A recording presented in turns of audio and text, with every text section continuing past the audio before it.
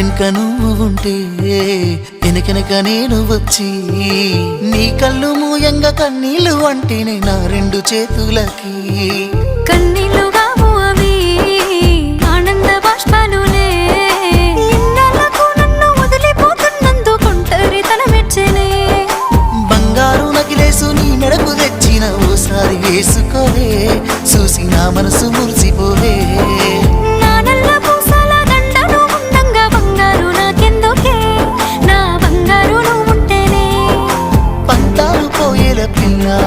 మన బంధాలు కలిసాయిలే